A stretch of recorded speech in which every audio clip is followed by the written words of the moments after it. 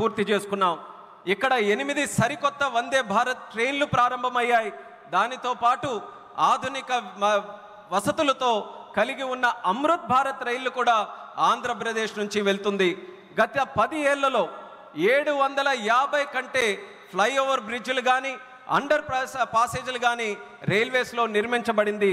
అంతేకాకుండా 70కి పైగా రైల్వే స్టేషన్లు మన ఆంధ్రప్రదేశ్ రాష్ట్రంలో అమృత్ భారత్ స్టేషన్ పథకం కింద అభివృద్ధి కూడా చేస్తున్నామని తెలియజేస్తున్నాను.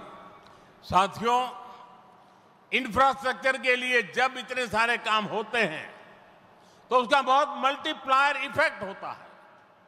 इंफ्रास्ट्रक्चर के निर्माण में जो रॉ मटेरियल लगता है उसे मैन्युफैक्चरिंग इंडस्ट्री को बल मिलता है. सीमेंट का काम हो, स्टील का काम हो, ट्रांसपोर्टेशन का काम हो, ऐसे हर सेक्टर को इससे फायदा होता है.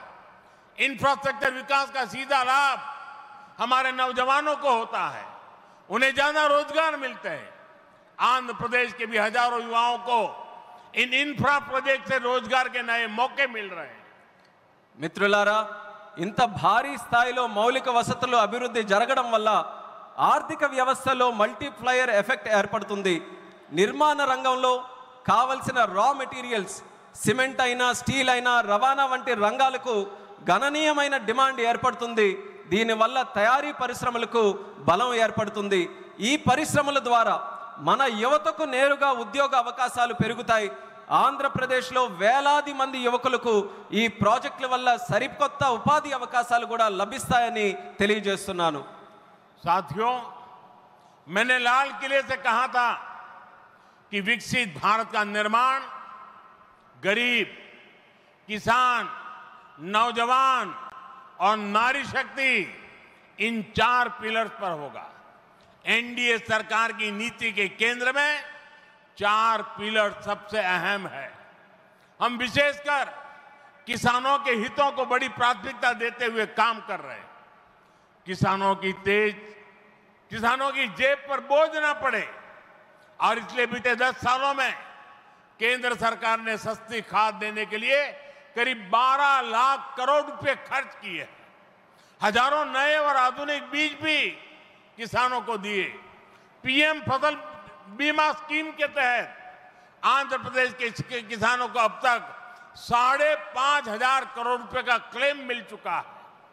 पीएम किसान सम्मान निधि के तहत भी आंध्र के लाखों किसानों के खाते में 17,500 करोड़ रुपए से ज्यादा पहुंचे हैं.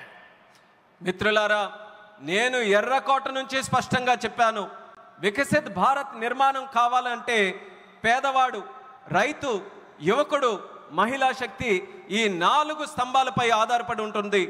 ఎన్డీఏ ప్రభుత్వ విధానాల్లో కూడా ఈ 4 స్తంభాలు కేంద్ర బిందువుగా పెట్టుకొని పనిచేస్తున్నాం.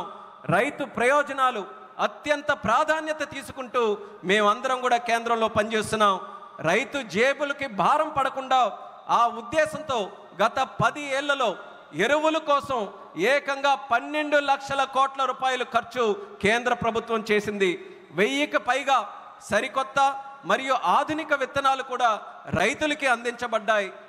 పీఎం పంట బీమా యోజన కింద ఆంధ్రప్రదేశ్ రైతులకు ఇప్పటి వరకు 5,500 కోట్లు నష్టపరిహారం కూడా చెల్లించాం. పీఎం కిసాన్ సమ్మాన్ నిధి ద్వారా లక్షలాది మంది ఆంధ్రప్రదేశ్ రైతుల ఖాతాల్లో 17,500 కోట్ల వరకు వాళ్ళందరికీ కూడా నిధులు జమ చేశామన్నది గర్వంగా తెలియజేస్తున్నాను. साथियों, आज पूरे देश में सिंचाई के प्रोजेक्ट्स का जाल बिछाया जा रहा है. रिवर लिंकिंग का काम भी, उसका अभियान भी शुरू किया गया है. हमारा लक्ष्य है कि हर खेत को पानी मिले, किसानों को पानी की दिक्कत ना हो. यहां नई सरकार बनने के बाद पोलवरम प्रोजेक्ट में भी नई गति आई है. आंध्र प्रदेश के लाखों करोड़ों लोगों का इस प्रोजेक्ट से जीवन बदलने वाला है. पोलवरम प्रोजेक्ट तेजी से पूरा हो, इसके लिए केंद्र के एनडीए सरकार से राज्य सरकार को पूरी मदद दी जा रही है. మిత్రులారా, దేశవ్యాప్తంగా ఇరిగేషన్ ప్రాజెక్టులు నిర్మిస్తున్నాం. అలాగే నదుల అనుసంధాన కార్యక్రమం కూడా మేము ప్రారంభించాం. మా లక్ష్యం ప్రతి పొలానికి నీరు అందించాలి. రైతుకి నీటి సమస్య అనేది రాకూడదు. ఇప్పుడు రాష్ట్రంలో ఎన్డీఏ ప్రభుత్వం ఏర్పడిన తర్వాత పోలవరం ప్రాజెక్టు పనుల్లో కూడా వేగం మరింత పుంజుకుంది. ఈ ప్రాజెక్టు ద్వారా లక్షలాది కోట్లాది మంది ప్రజలు రైతుల తాలూకా జీవితం మారబోతుంది. పోలవరం ప్రాజెక్టు త్వరగా పూర్తవ్వాలని కేంద్ర ఎన్డీఏ ప్రభుత్వం అలాగే రాష్ట్ర ఎన్డీఏ ప్రభుత్వం పూర్తిగా సహకారంతో కలిసిమెలిసి పనిచేస్తాయని తెలియజేస్తున్నాను. साथियों, आंध्र की धरती ने दशकों से भारत को स्पेस पावर बनाने में बहुत बड़ी भूमिका निभाई है। श्रीहरिकोटा से जब जब कोई मिशन लॉन्च होता है तो कोटि कोटि भारतीयों को गर्व से भर देता है। करोड़ों भारतीय नौजवानों को यह क्षेत्र स्पेस के प्रति आकर्षित करता रहा है। अब आज देश को, हमारे डिफेंस सेक्टर को मजबूत करने वाला नया संस्थान भी मिला है। कुछ देर पहले हमने डीआरडीओ की नई मिसाइल टेस्टिंग रेंज की आधारशिला रखी है। नागया लंका में बनने जा रही नवदुर्गा टेस्टिंग रेंज मां दुर्गा की तरह देश की डिफेंस पावर को शक्ति देगी। मैं इसके लिए भी देश के वैज्ञानिकों को, आंध्र प्रदेश के लोगों को बधाई देता हूं। మిత్రులారా, మన ఆంధ్ర భూమి దశాబ్దాలుగా భారతదేశానికి అంతరిక్ష శక్తి అవతరించడంలో ప్రధాన పాత్ర పోషిస్తుంది. శ్రీహరికోట నుంచి లాంచ్ అయ్యే ప్రతి రాకెట్ ప్రయోగం కోట్లాది మంది భారతీయుల్ని గర్వపడేలా చేస్తుంది. అలాగే కోట్లాది మంది భారతదేశ యువకులను ఈ అంతరిక్ష రంగం ఇప్పుడు ఆకర్షిస్తుంది. ఇప్పుడు దేశ రక్షణను బలోపేతం చేసే ఒక కొత్త సంస్థను కూడా మనం ప్రారంభిస్తున్నాం. కొద్దిసేపటి క్రితం డిఆర్డిఓ నవదుర్గ మిసైల్ లాంచింగ్ రేంజ్కి శంకుస్థాపన చేశాం. నాగాలంకలో నిర్మించబోయే ఈ కేంద్రం మన కనకదుర్గమ్మల దేశ రక్షణకు శక్తిని నిరంతరం కూడా ఇస్తుంది. ఇందుకు శాస్త్రవేత్తలకు, ఆంధ్ర రాష్ట్ర ప్రజలకు హృదయపూర్వకమైనటువంటి అభినందనలు నేను తెలియజేస్తున్నాను. साथियों, आज भारत की ताकत सिर्फ हमारे हथियार ही नहीं है, बल्कि हमारी एकता भी है। एकता का यही भाव हमारे एकता मॉल्स में मजबूत होता है। देश के अनेकों शहरों में एकता मॉल्स बनाए जा रहे हैं। मुझे खुशी है कि अब विशाखापत्तनम में भी एकता मॉल बनेगा। इस एकता मॉल में देश भर के कारीगरों, हस्तशिल्पियों के बड़े प्रोडक्ट एक ही छत के नीचे मिलेंगे। ये भारत की डायवर्सिटी से सबको जोड़ेगा। एकता मॉल से लोकल इकोनॉमी को भी गति मिलेगी और एक भारत श्रेष्ठ भारत की भावना की भी और अधिक मजबूत होगी। మిత్రులారా, ఈరోజు భారత్ యొక్క శక్తి కేవలం ఆయుధాల్లోనే లేదు, మన ఐక్యతలో కూడా ఉంటుంది. ఈ ఐక్యత భావమే మన ఏక్తా మాల్స్కు మరింత బలోపేతం చేస్తుంది. దేశంలో అనేక నగరాల్లో ఈ మాల్స్ని మనం నిర్మించబోతున్నాం. ఇప్పుడు విశాఖపట్నంలో కూడా ఒక ఏక్తా మాల్ నిర్మించడం కోసం మనం ఈరోజు శంకుస్థాపన చేశాం. దానికి నాకెంతో ఆనందంగా ఉంది. ఇక్కడ దేశవ్యాప్తంగా ఉన్న హస్త కళాకారులు వాళ్ళ ఉత్పత్తులు ఒకే చోట అందుబాటులో మనకు ఉంటాయి. ఈ మాల్ భారత వైవిధ్యాన్ని అనుసంధానిస్తుంది. లోకల్ ఎకానమీకి కూడా ప్రోత్సాహం ఇచ్చేలా ఈ మాల్ నడుస్తుంది.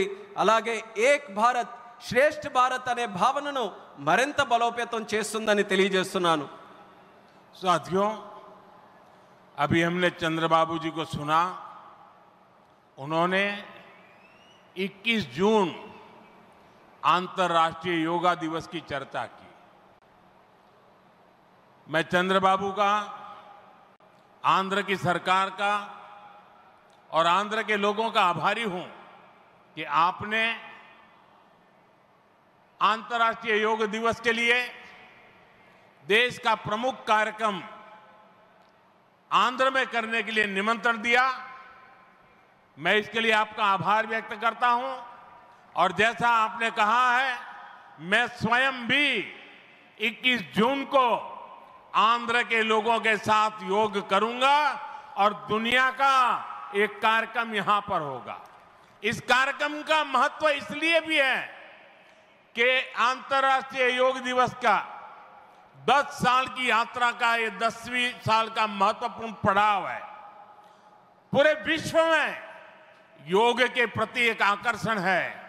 इस बार पूरी दुनिया 21 जून को आंध्र की तरफ देखेगी और मैं चाहूंगा कि आने वाले 50 दिन पूरे आंध्र में योग को लेकर के एक जबरदस्त वातावरण बने, स्पर्धाएं हो और वर्ल्ड रिकॉर्ड करने का काम आंध्र प्रदेश करके पूरी दुनिया को चकित कर दे। और मैं मानता हूं चंद्रबाबू जी के नेतृत्व में ये होके रहेगा। మిత్రులారా, ఇప్పుడే మనం చంద్రబాబు నాయుడు గారిని విన్నాం. అంతర్రాష్ట్రీయ యోగా దినం జూన్ 21న మనం చేసుకోబోతున్నాం. దానికి చంద్రబాబు నాయుడు గారికి, ఏపీ గవర్నమెంట్కి, అలాగే రాష్ట్ర ప్రజలకి అందరికీ కూడా నేను ధన్యవాదాలు తెలియజేసుకుంటున్నాను నన్ను ఆ రోజు ఇక్కడ ఆహ్వానించినందుకు. ఆ రోజు తాలూకా ప్రత్యేకత ఏంటంటే మనం జూన్ 21 యోగా దినం, ప్రపంచ యోగా దినం ప్రకటించి 10 సంవత్సరాలు కాబోతుంది. ఆ రోజు కేవలం ఆంధ్రాలో యోగా ప్రచారం చేయడమే కాదు, ప్రపంచం మొత్తం ఉన్నటువంటి ప్రజలందరూ కూడా ఆంధ్రప్రదేశ్ రాష్ట్రం వైపు చూసేలా మనం అందరం కూడా చేయాలి. అది చేయాలనంటే ఈ ఉన్నటువంటి 50 రోజులు ఏదైతే ఉందో ప్రతి ఊరిలో, ప్రతి గ్రామంలో, ప్రతి వీధిలో కూడా, ప్రతి ఇంటిలో కూడా యోగాని మరింత ప్రాముఖ్యత తీసుకొని వచ్చే విధంగా కార్యక్రమాలు చేస్తూ వరల్డ్ రికార్డు సాధించే విధంగా ఈ 50 రోజులు కూడా మనం అందరం వినియోగించుకోవాలి. నాకు నమ్మకం ఉంది చంద్రబాబు నాయుడు గారి తాలూకా నాయకత్వంలో అది ఖచ్చితంగా మనం సాధించగలగాం. అది మీరందరి తాలూకా సమక్షంలో విశాఖపట్నంలో ఏర్పాటు చేయబోయే యోగా కార్యక్రమంలో మీ అందరి ఆహ్వానం మేరకు నేను ఖచ్చితంగా వస్తాను. ఆ రోజు మనం అందరం కూడా కలిసి యోగా చేద్దాం. ఆ రోజు ప్రపంచం తాలూకా దృష్టి యోగా వైపు, అలాగే భారతదేశం వైపు కూడా మళ్ళిద్దామని ఈ సభాముఖంగా తెలియజేసుకుంటున్నాను. साथियों,